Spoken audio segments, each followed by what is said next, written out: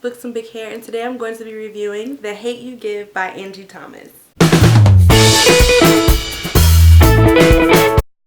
Okay, one of the most anticipated releases, my most anticipated release of 2017. We know that it's turning into a movie with Amanda Stenberg being the star. We know that it was in a 13 publishing house auction. We knew all this stuff before the book even released, and I just wanted to see if it was as good as I imagined that it would be. So The Hate You Give is about a girl named Star. Star lives in a predominantly black lower class neighborhood, I guess. I don't want to say bad neighborhood, but like just a lower class neighborhood. But she goes to school at a predominantly white private school. She's only one of two black kids at the school. Her childhood friend Khalil is murdered by a police officer. Khalil was unarmed, and Star is the sole witness, and the story just really takes off from there.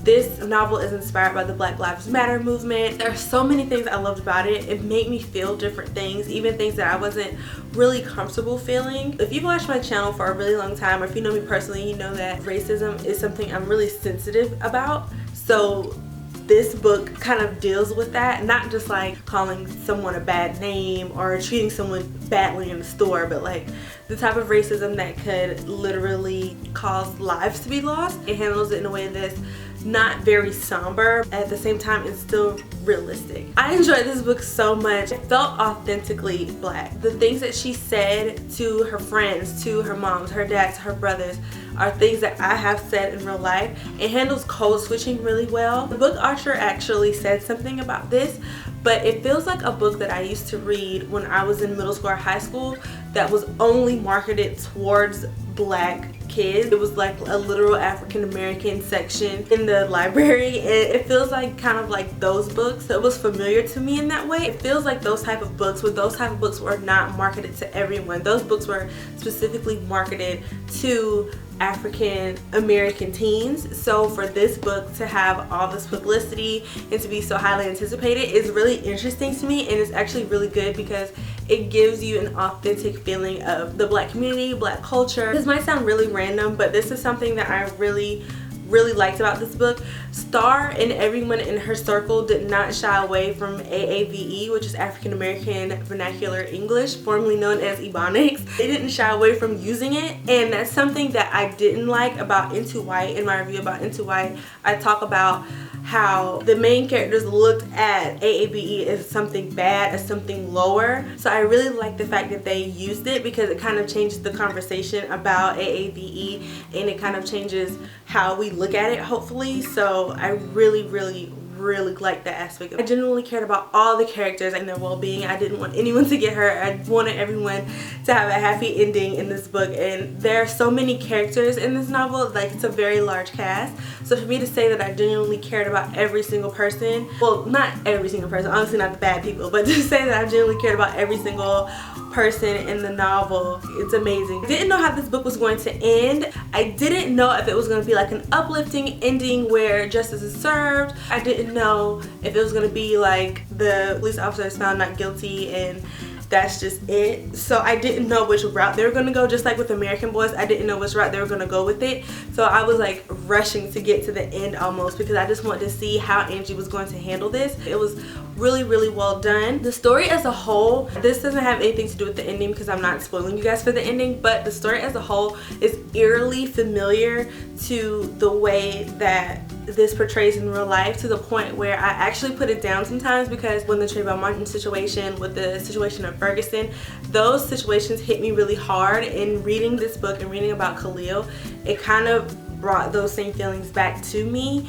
but at the same time it wasn't like a sad, slow, somber read. It was just me personally, it was like kind of my trigger, so it did bring those back to me. On the flip side of that, the book as a whole was not a somber, sad read, if that makes sense. Yes, this story is like based around that, and yes, it's a sad situation, but at the same time you really get a peek into her family aspect and how they like support each other and love each other and have fun with each other and have banter with each other, and her relationship with her friends and her relationship with her boyfriend. Like, there's just so much happiness in this book despite the really sad thing that is the main focus of this book. And I think that is another thing that is really true to life. Like, we kind of find ways to continue being happy despite the injustices that might be going on around us. And I really like that she really pushed that aspect.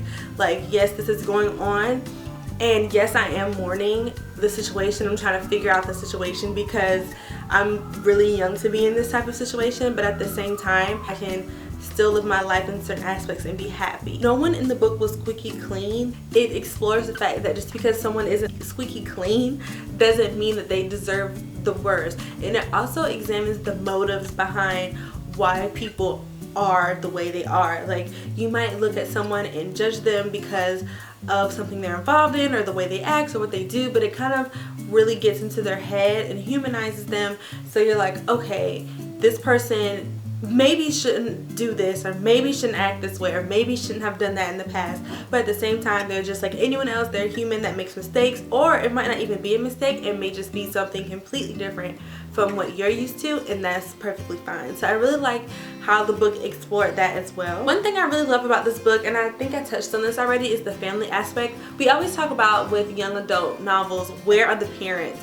It seems like the kids are just like out living their lives, unless that's like the focal point of the story. It's like the parents are just in the background, kind of there but not really. But this really shows the close-knitness of Star's family and how they all support each other, and how the neighborhood, although it may seem low class or whatever, they had each other's back, and that's usually how it goes. Everyone has each other's back, everyone looks out for each other, and because the neighborhood is bad doesn't mean that the people in the neighborhood are bad. And I feel like it really just shows another side of young adult and the Black community that we have not seen in young adult in a really long time. I feel like this book was very timely, and I feel like it's something that we need to have.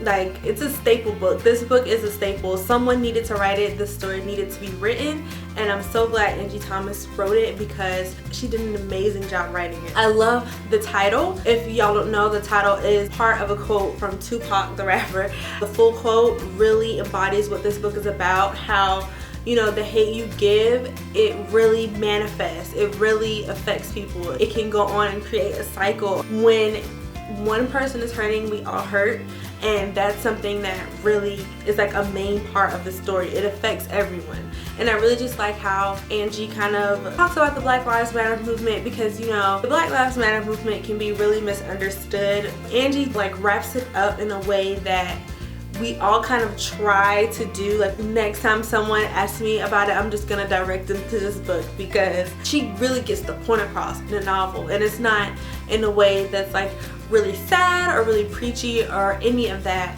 It's just a novel. That's just what it is. It's a young adult novel, and it's just a novel that we haven't seen before, and I really enjoyed it. Obviously, this book is a 5 out of 5 star read. I can't wait to see what other people think about this novel, and if you've read it or when you read it, because I plan to put this video out the day before it releases or the day of the release. If you have read it, let me know. Come back to this video and we can talk about it in the comment section. And yeah, thank you guys for tuning into my channel, and I will talk to you in my next video.